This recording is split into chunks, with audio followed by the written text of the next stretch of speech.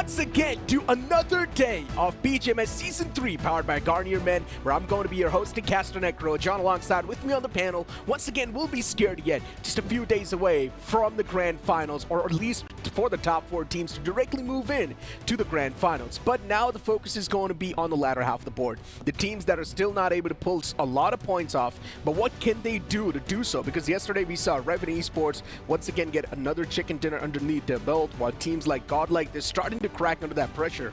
There's the entire point that I wanted to mention, that now just one chicken dinner with a one big game is not going to help you breach into that top 4. Because it's eventually going to be all the other teams as well getting those crucial 10 to 8 points, as you mentioned.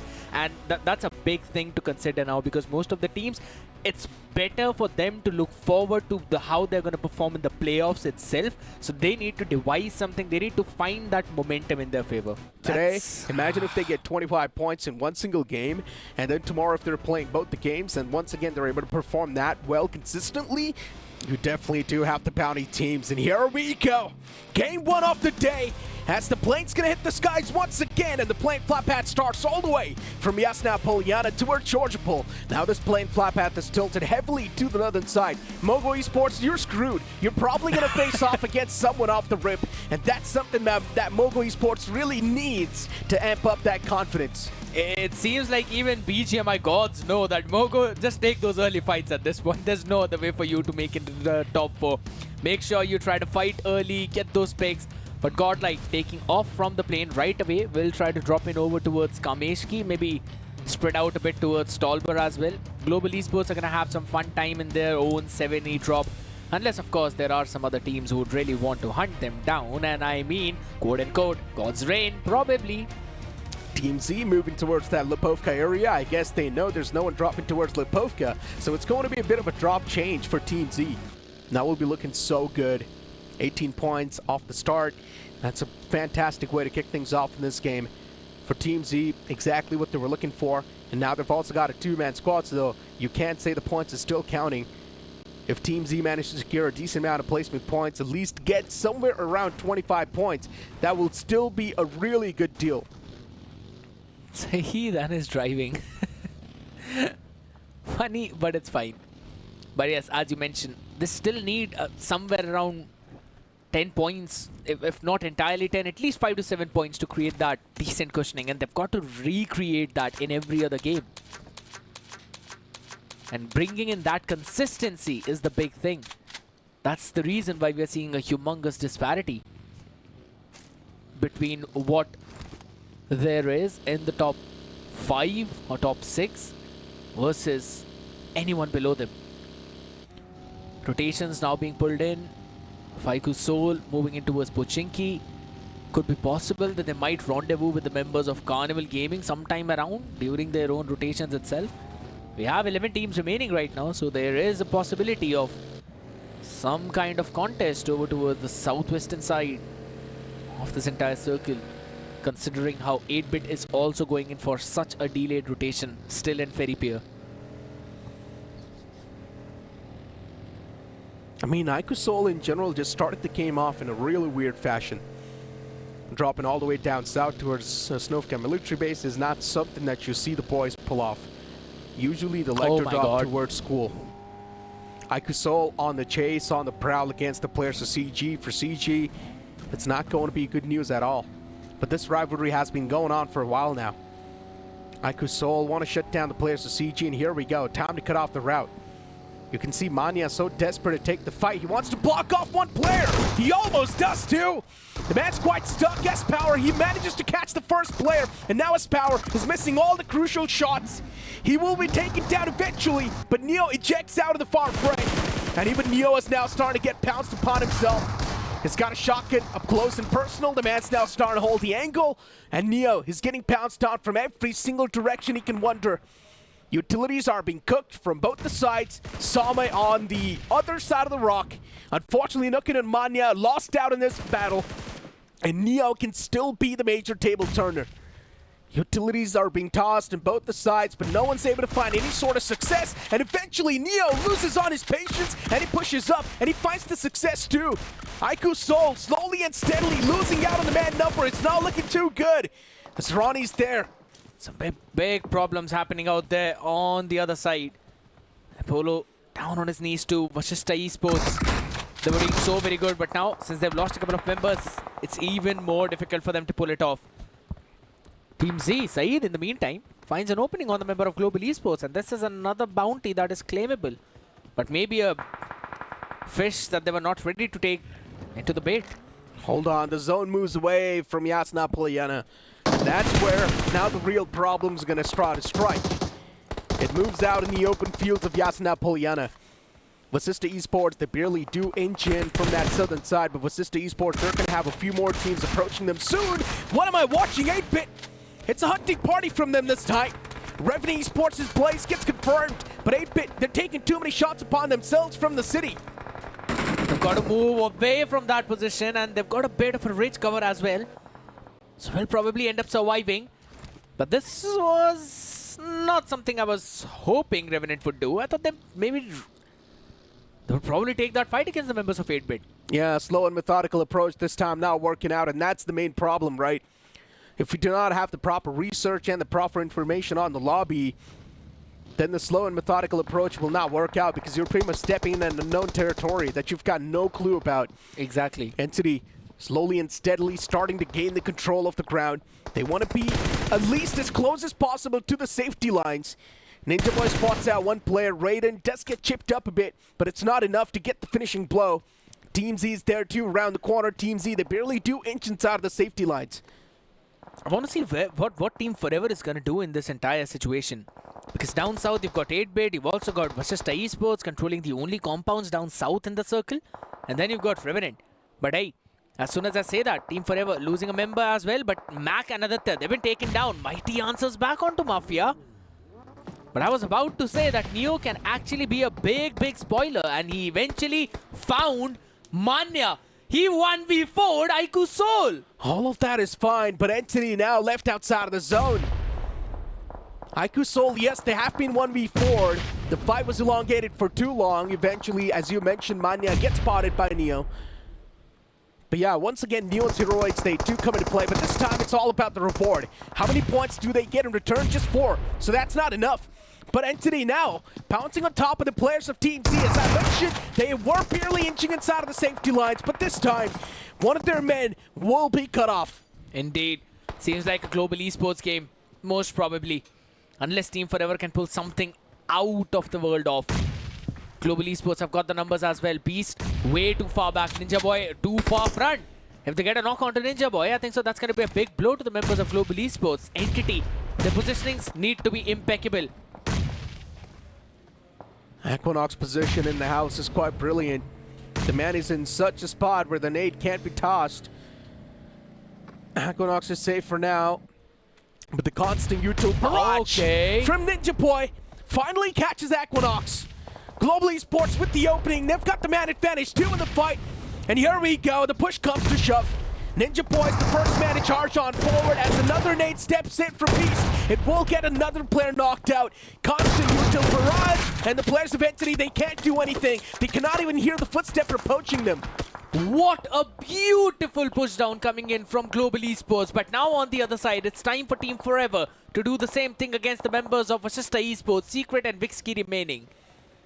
Last 2 glimmers of hope. The last 2 pillars. But what a nade from Secret. Now it's going to bring the fight at least out a bit off the court of Team Forever.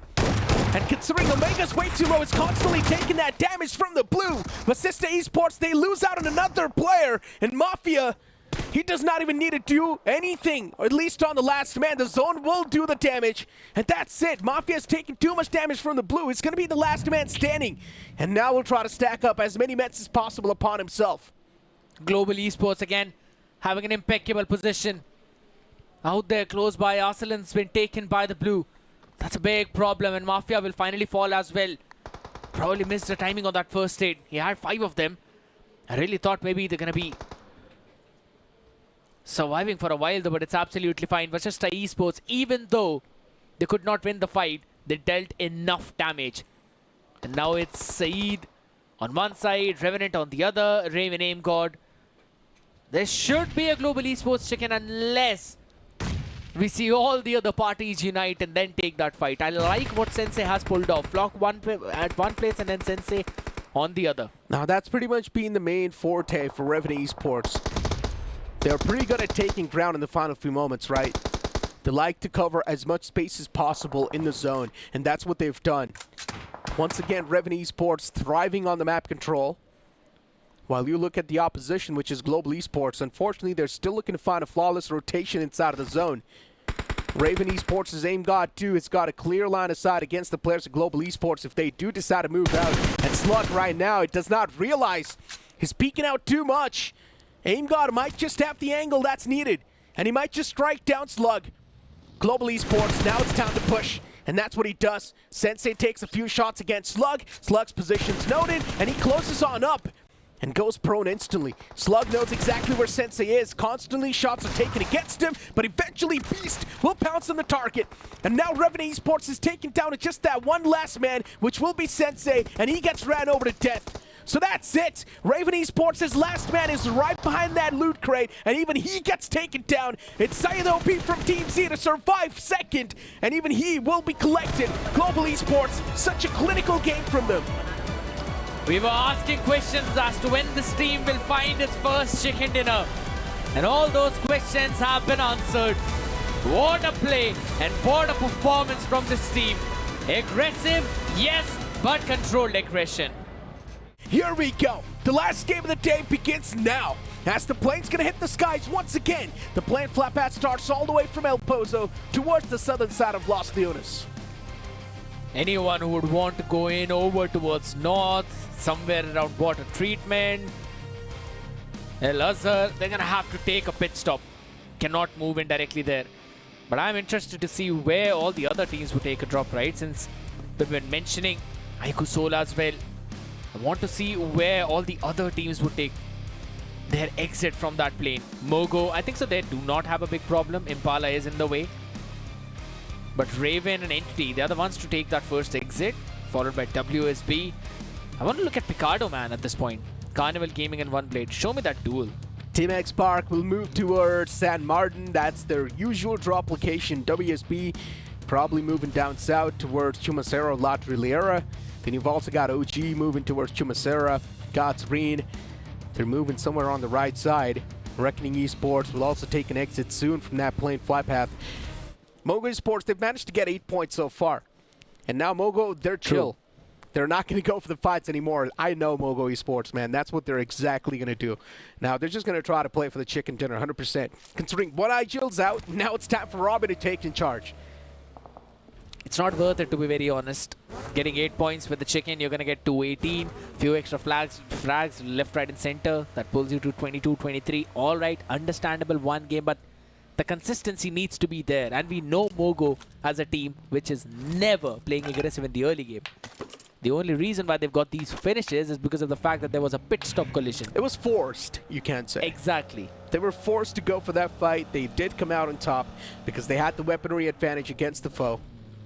So yeah. But you got to feel bad for Revenant. Now down to just one man. I mean, True. Sensei was staring at the camera a while ago. They will prioritize the position, as you mentioned. But again, this is a very aggressive team whenever we are talking about them. Always like to be in a state where they still can answer back. And it seems like we're going to see Godlike finally opening things up against the members of Reckoning. Already confirming one, if I'm not wrong. And that's a big blow to Reckoning already. Now Gravity Hunters, Dino, all three of them remaining. And this is possibly a bounty that Godlike can claim. I mean, yeah, it is activated. But Godlike, they need to watch out. The 4-on-4 fights haven't been looking too good. For Reckoning Esports, yeah, they've got the man disadvantage, but understand this, their confidence is much more higher compared to the players of Godlike. This 3-on-4 can be pulled off. WSB's there on the sidelines, Reckoning Esports. There's also Sensei approaching from the southern side, so the backline's going to be a bit exposed too. Scout OP spots out the players to CG, but he's still not going for the shots anyways, considering he wants to keep his position anonymous. For Team Z, Scout and Kylo are the last two remaining hopes, and they need to move inside of the safe zone too, but the only way they can do so is either go for a really longer route, wait for teams to fight off against each other, or try and collide against CG. It's a hard choice, man. I don't think so. Either one of them is gonna help them out that well. You, at the end of the day, have to take those fights either now or later. They haven't really got good amount of points in this one. Absolutely zero. So it would be possibly better to try and wait for a few seconds. Maybe see if Carnival actually gets in a big fight against any other team, that they can try and jump it for the third party. Because that might seem to be happening, as Raven want to breach into the circle itself, and Carnival should be there to take that answer. Listen, all of that is fine, but look at Team Timilas. As usual, once again, finding themselves a great spot inside of the zone. Yes. And this has been the main forte for Team Timilas, especially Mr. Igil. He knows how to go for that centric spot every single time, no matter what the outcome or the circumstances. But Global Esports, this spread, once again, it's coming into fruition. They need to move inside of the safe zone, which they will slowly and steadily. But WSB is now going to be the main concern for Global.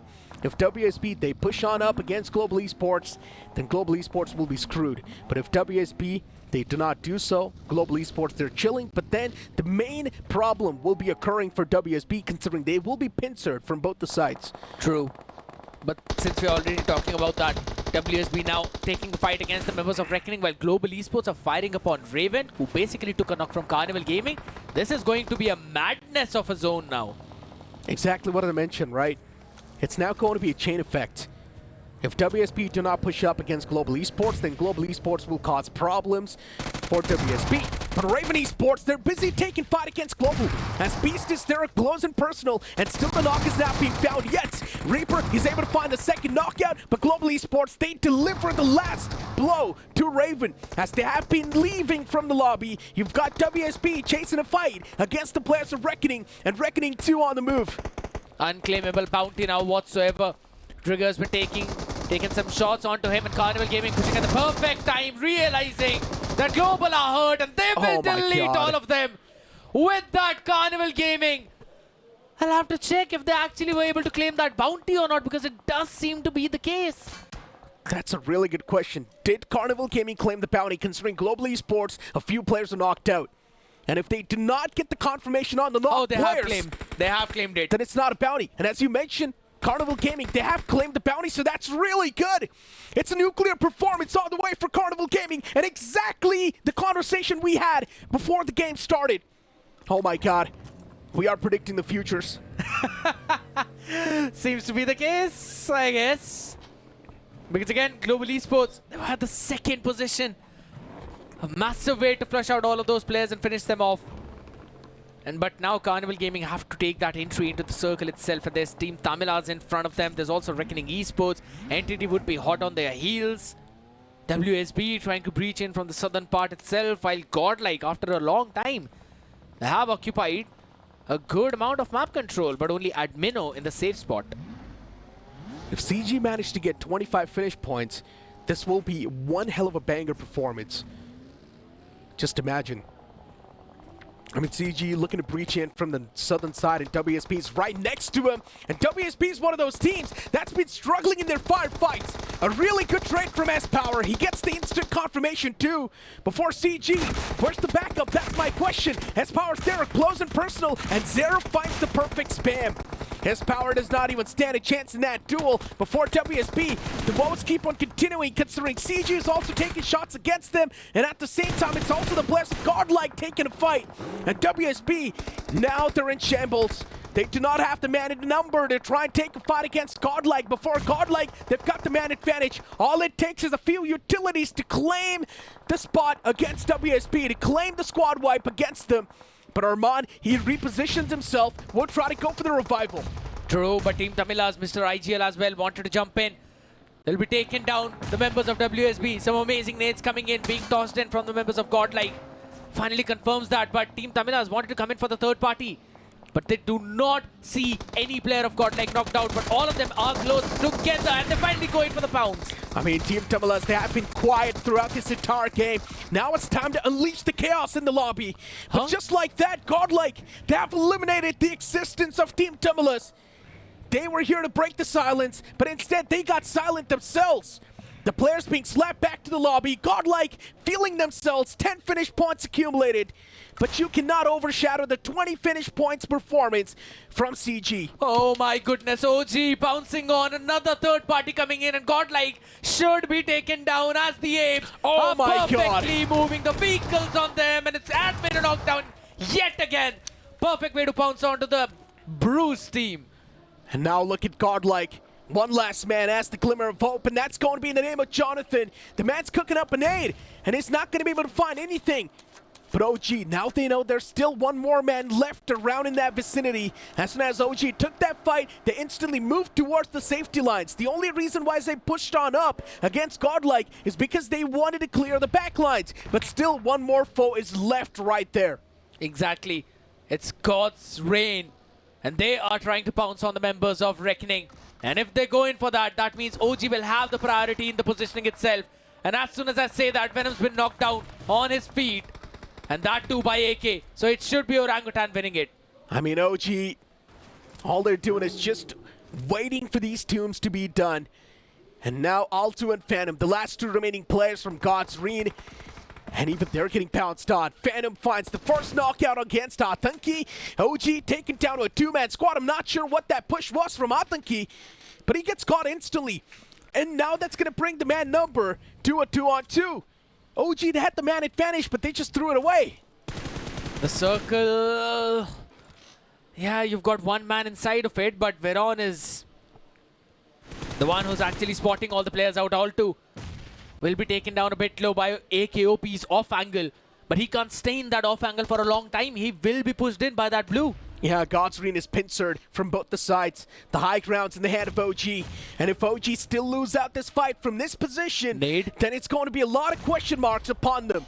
A beautiful nade from AKOP finds the knocker onto Alto. That's the opening that was needed. And now OG, they can push on up slowly and steadily. AKOP and Veron, two of the nuclear performers for OG.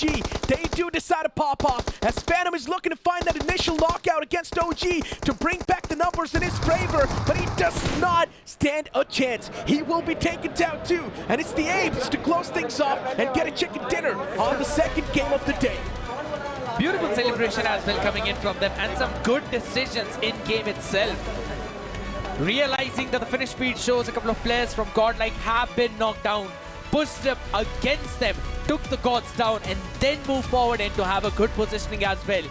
Utilizing the opportunity of the third party, prioritizing the positions and winning the chicken dinner. With Jonathan for the MVP, 7 finishes, 70% finish contribution, 10 finishes for Godlike. After a long time, we've finally seen this team pop off again. And Godlike, it's something that they desperately needed too. This performance, if it wouldn't have been there, then Godlike, you can't say maybe today the glimmers or the hopes would have been closed out, but at least in the second game they pulled something off. Let's move on to the match rankings. This is the most important stat of the day, and we've got only 21 points in total. CG, no, they did not claim the bounty. This is exactly what I was mentioning too, Scared Yet, because the players of Global Esports, they were hurt in the previous fight. A few players were knocked out, and CG, they just came in and delivered the finishing blow. They did not go for the players who were knocked out.